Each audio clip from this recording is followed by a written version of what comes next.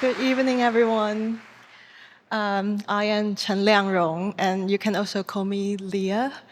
And it was actually in January of 2019 that I bought my ticket to the first ever Nicer Tuesday event. And 7 years later, ta-da, here I am on the stage. So in my practice, I build these situations from everyday artifacts and infrastructures, and I stage tension that expand the materiality beyond the familiar. For example, I hosted a studio party, and I made a rule for my friends that they could only eat the fruits by packing them instead of using their hands. And the other work include a series of egg holders that put egg in danger, but also quite secure. No eggs were harmed.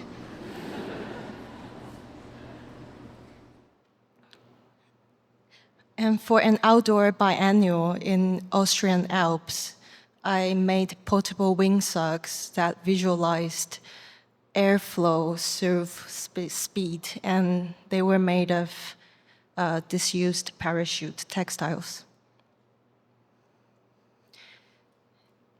And at the V&A Museum, I worked with sensor barriers, the retractable barrier system you see in the public, and I extended them and wove them into a pattern that spanned across 3 floors.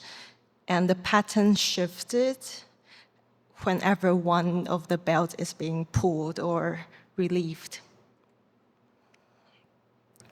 Another installation features deconstructed speakers without casing and exposing the entangled cables and suspending the speakers in the air. And Hardware Archive, a website where I virtually collect hardware items online, and clicking on each of them either leads you to Wikipedia page or Screwfix website. So as you can see, I tend to work quite resourcefully, and I upcycle like situation around me. But today I'm going to talk about a project that is very personal, and to do so, we have to go back in time. So growing up in rural Taiwan, I went through quite stereotypical cramming education system overloaded with unnecessary information that I couldn't cope with. But I loved taking notes in creative layouts. Same applies to my diaries, and they're always full of like trivia. And this skill came in handy when I was preparing for my Life in the UK test last year for my indefinite leave to remain application. And taking notes has become kind of like a coping mechanism where I feel like noting things down kind of make them feel more manageable. So I learned so much about the UK in 1 week. And I passed the test. And now, embarrassingly, I think I forgot a lot of them.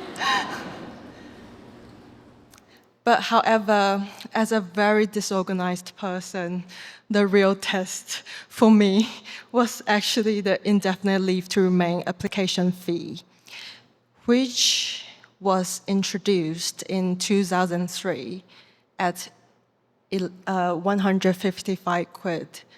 And by 2025, it's now £3,029. Can you believe it?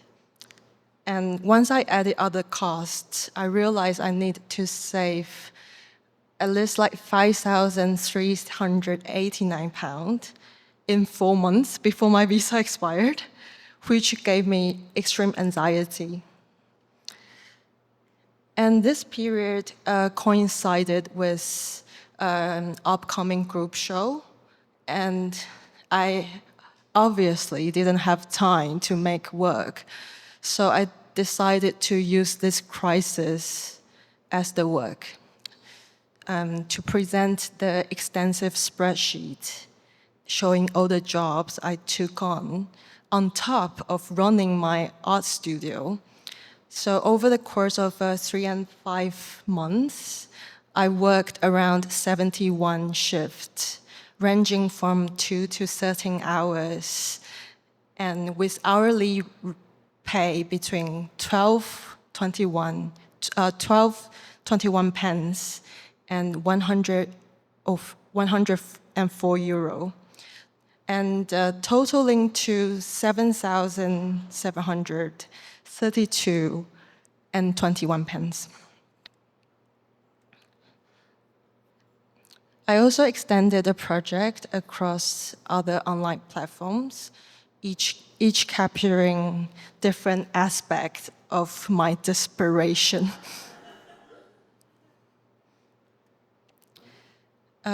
Inspired by the online creation, with those YouTubers commodify their privacy and personal stories for engagement and income, I also made a video sharing my job experiences in London.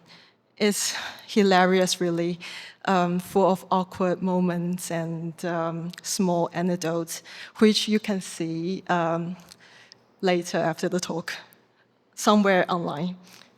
And yeah, it was my comedian moment. I also love watching vlogs, especially the really boring, mundane ones. So I set up a TikTok account where I posted a daily self-imposed CCTV-style video. It's funny to think about. It's kind of like a performative self-surveillance. And these clips show me distributing flyers for my crowdfunding campaign in art museums across London, but without much success, sadly. And on Google Maps, I showed the recording of my commute and the cost. In London, sometimes it just takes so long and so much money to get to one place to do a job that doesn't really pay that much. And this kind of repetitive movement feels a bit like a geological time that is accumulative and ingrained. So yeah, so this was my show at Whitechapel Gallery in October 2025, where people came to admire my spreadsheet. I set up a donation point in the gallery and received £408. And it was actually a very emotional evening because so many strangers came up to me to express how much the project has resonated with them. So after more hustling, in December 2025, I received confirmation from the Home Office saying that my status has been granted. And to be honest, it felt like I just passed another exam. And it's not just financial pressure, it's also triggered existential crisis and identity crisis in me, questioning why I left my home country behind to live here. But at the same time, I also want to acknowledge my privilege, as in I am able to move to the UK voluntarily, and to be an artist in London is like a double luxury.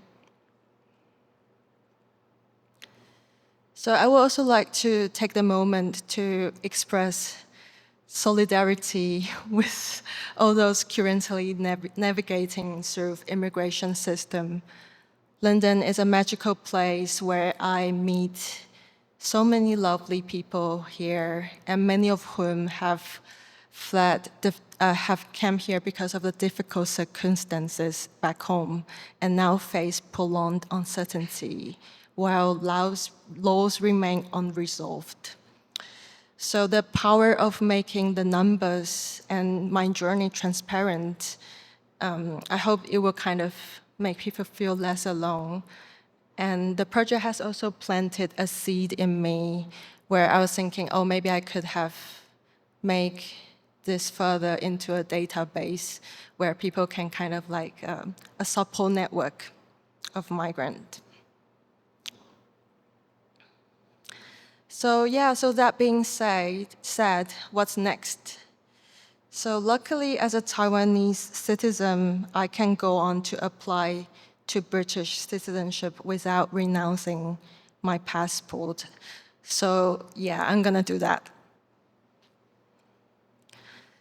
The citizenship somehow, surprisingly, only cost £1,770, and the passport itself cost £94.50. £94.50. Yeah, it's like half the price of indefinite leave to remain. So it's like, okay.